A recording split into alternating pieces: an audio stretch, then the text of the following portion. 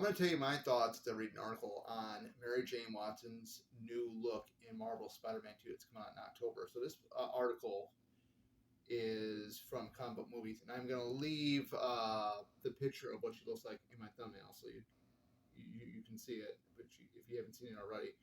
It says Marvel Spider-Man 2 developer Insomniac Games has come out and addressed the concerns over Mary Jane Watson's new look. Spider-Man and his band of allies and foes all have very, very distinct looks, as is pretty common with comic book characters.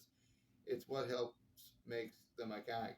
Mary Jane has fiery red hair. Gwen Stacy has glowing blonde hair. Peter Parker is meant to resemble a fairly average young man, and so on and so forth. It's pretty hard to mess up, but if someone thinks you've deviated too much from the iconic look, they will be sure to let you know. With that said, Marvel Spider-Man 2 fans got their first look at Mary Jane in the sequel after new trailer was released. Fans were quick to point out she looks quite different, and she's while the biggest, most immediate change is that she's rocking a new hairstyle, which I love. I wasn't really a big fan of the look that they had for her in the first game. Some claim that her whole face was changed.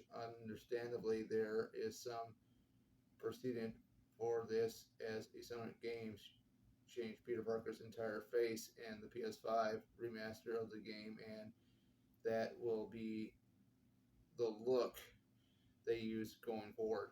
However, Insomniac Games noted that this is not the actual case for Marvel's Spider-Man 2 version of MJ. Insomniac's community director James Stevenson confirmed that they used the same face model and actress in the sequel, and the only real change is the hair. And see, the hairstyle throws the face off because I was looking at it really, really closely, and it just didn't seem like the same Mary Jane Watson face from the first game. Of course, a lot of time has passed since they made Marvel Spider-Man, and upgrades to facial scanning technology, especially with the leap of PlayStation 5, would likely mean it's probably a more accurate scan that gets the finer details of her face. Beyond that, we got some other new details about Mary Jane is at in her life when we meet up with her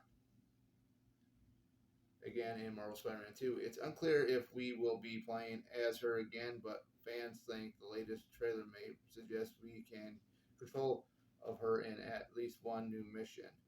So my thing is, I love the new look. I love it better than what she looks like in the very first game, which I'm currently playing right now.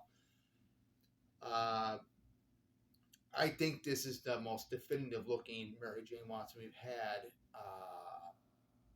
in the games. I haven't really played many Spider-Man games. I don't know if she's really in any of the other ones from the past, but uh, I personally think, this is the definitive look for her. I love the look. I love, the character. And I think, personally, with the facial scan being the same face from the very first game, it's hard to believe, but with the new technology they got, because the first game came out a couple years ago, and of course, in that time frame, you can go ahead and have technology can change too. So I've looked at the photo many times, and I'm thinking this does not look like the same face scan they used for the very first Marvel Spider-Man game for Mary Jane Watson. So, further to do with that, I love it. What do you guys think of Mary Jane or MJ's new look in Marvel Spider-Man 2? Do you like it? Do you hate it?